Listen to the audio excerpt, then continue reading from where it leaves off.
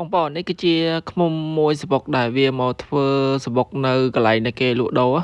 ធម្មតាឃ្មុំគឺតែងតែចូលចិត្តធ្វើសំបុកនៅចិត្តតំបន់ដែលមានព្រៃខែហើយតំបន់ដែលមានមាត់ទឹក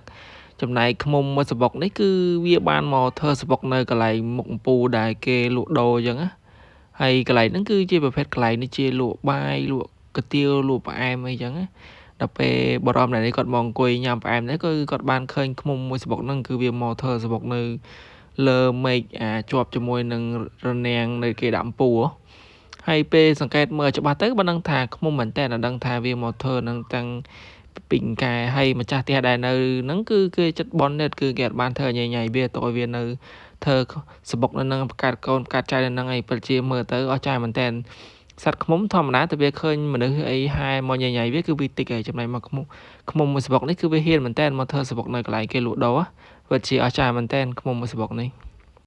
បងប្អូនបរិសុទ្ធជនជាតិបរទេសម្នាក់នេះគាត់បានមកទស្សនានៅប្រទេសកម្ពុជាហើយដល់ពេលគាត់ឃើញចាត់ដីហ្នឹងទៅគាត់មានអារម្មណ៍ថាប្លែកអត់ដែលឃើញនៅប្រទេសគាត់ដល់ហើយគាត់ក៏បានទាញទូរស័ព្ទថតពីសកម្មភាពដែលនៅក្នុងចាត់ដីហ្នឹងណាហើយគាត់ថតហ្នឹងប្រហែលជាល្បាក់ម៉ោង10មិន10ដល់ពេលគាត់មានអារម្មណ៍ថាប្លែកពេកគាត់ក៏បានទាញទូរស័ព្ទថតពីសកម្មភាពដែលនៅជុំវិញហ្នឹងទៅព្រោះពេលច្រើនពួកបរទេសដែលគេមកលេងនៅស្រុកខ្មែរយើងតែឃើញអីប្លែកៗគេតែងតែថតអីដល់ពេលគាត់ឃើញចាត់ដីគេដែលគេដាក់វាតកធាតនៅតាមផ្ទះជីដូនជីតាអីយើងគាត់បានថតពីសកម្មភាពទាំងអស់ហ្នឹងដែលនៅនឹងថាវាមើលទៅប្លែកភ្នែកពេលច្រើនពួកបរទេសតែឃើញ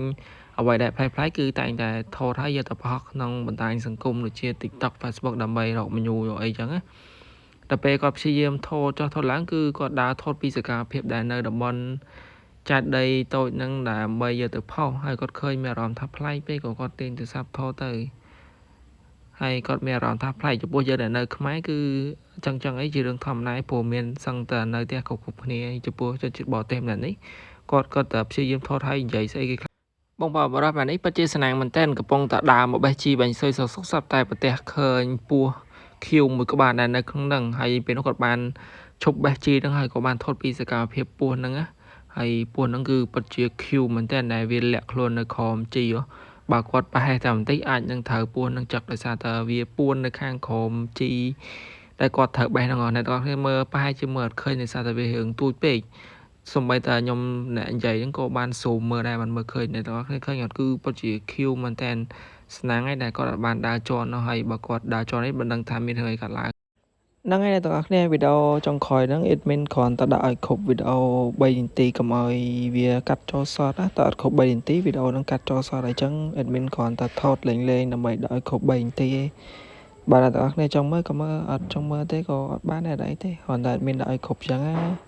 អរគុណអ្នកទាំងអស់គ្នាសម្រាប់ការទស្សនាវីដេអូសម្រាប់អីផ្សេងបើចង់ឲ្យ admin សម្រាប់ពីប្លុកអីផ្សេងឬក៏សម្រាប់ពីសាច់គ្រឿងអីអាចចូល comment ក្នុង